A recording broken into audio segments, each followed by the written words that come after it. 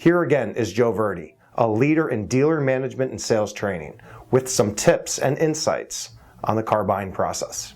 I always get a kick out of it when people say, why do customers hate buying cars? Well, in real life, they don't hate buying cars. They just hate the process of dealing with an amateur who doesn't know much about the product and knows even less about selling. When that buyer walks on your lot, they're there to get the car. They have their hopes up, but they remember what happened last time, and the time before that, and the time before that. Buying cars in the past has not been such a pleasant experience, but we all love getting a car. It's the most exciting thing we do. It's one of the most fun things we do. Even if you bought 20 or 30 cars in your lifetime, that next one is that most exciting purchase that you make. And that's the important thing to remember about selling. Buying is emotional, and we have to keep that emotional excitement going through the sale. And as long as you have that, selling a car is easy. But when you switch from emotion to price, you take the emotion out of it, you take the fun out of it, and now too often we're out there talking about the deal before we've sold a car. So always focus on the customer, wants and needs, put price at the end.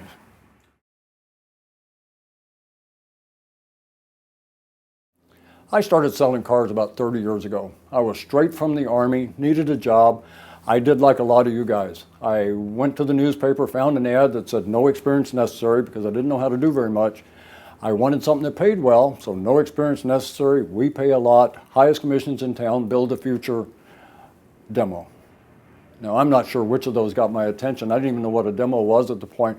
But when I started selling cars, and we kid in class, it took me longer to find a parking spot at the dealership I was applying for a job at than it did to be interviewed, hired, and fully trained as a professional in sales. I got that 10-minute presentation on the 8 steps to selling.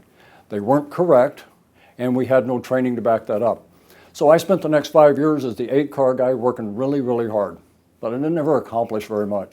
And the hours finally wore me out, these 10, 12-hour days, 6 and 7 days a week, just take the fun out of it. So I quit. And I used to see the pinstriper out there, and I talked him into teaching me how to pinstripe cars, do sunroofs, and I started the first convertible pickup franchise out here in California. And I was enjoying doing that, and I got lucky and went to a bookstore and bought a book on how to sell. And I got really excited about that, and I bought about 99 more books on how to sell, how to close, how to follow up prospect. I realized there was information on how to do everything I'd tried to do my first 5 years, but lacked the training. And when I learned how to sell, 2 years after I started pinstriping, I decided to go sell cars again. And with an education, I made more money in 7 months than I made my first 5 years combined.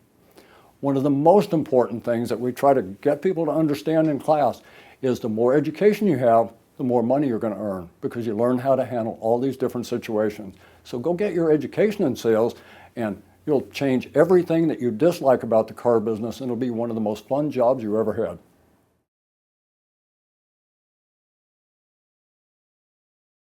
One of the questions that comes up is, how has technology affected today's buyer? It's had a great impact. When I started selling cars, there was hardly any information around, and most of it wasn't correct. It wasn't accurate.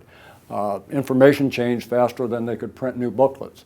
Now we have information at our fingertips. I've been on the internet 2 or 3 times this morning. I've already done research on different things. We always are checking our email, and finding information on a car today is one of the easiest things a consumer can do. The great news about that, 20 years ago, we weren't sure if people were walking on the lot to look at a car or to buy a car.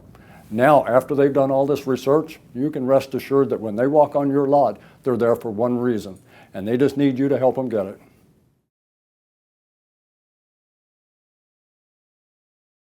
When we talk about pricing, whether it's on the internet or that ad in the paper, all businesses use price in some form, mostly to draw a crowd. But you have to remember, once the crowd is on the lot, you have to switch to value. And when we talk about value, everybody has key features that are important to them. In class, we talk about 6 buying motives: safety, performance, appearance, comfort, economy, and dependability.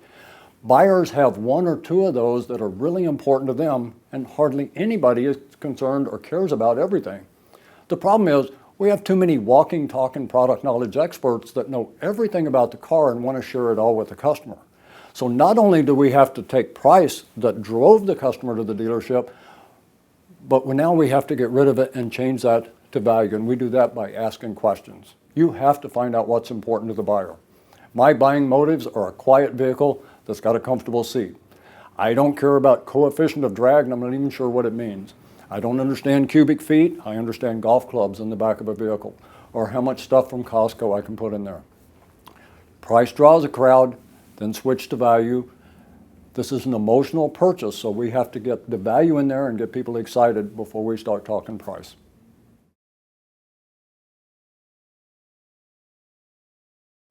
Let's talk about price for a second.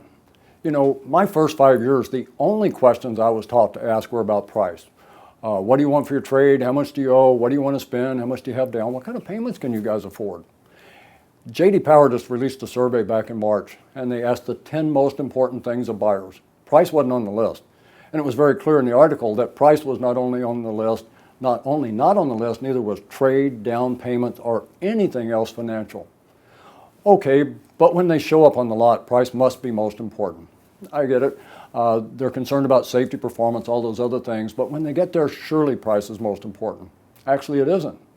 We've just forgotten the first 15 things they say. Price is number 16, not number 1.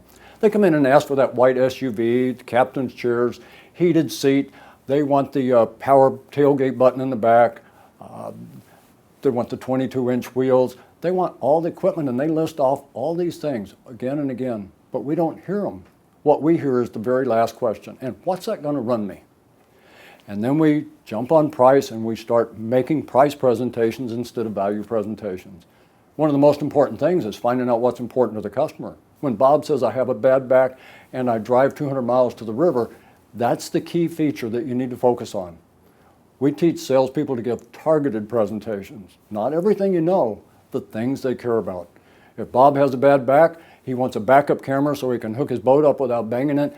And if he wants the entertainment system, then those are the things you need to talk about with Bob. If Betty needs room in the back for the Costco runs and the soccer gear, those are the key features that are most important in your targeted presentation to Betty. And one tip on presentations, we don't give them on the lot.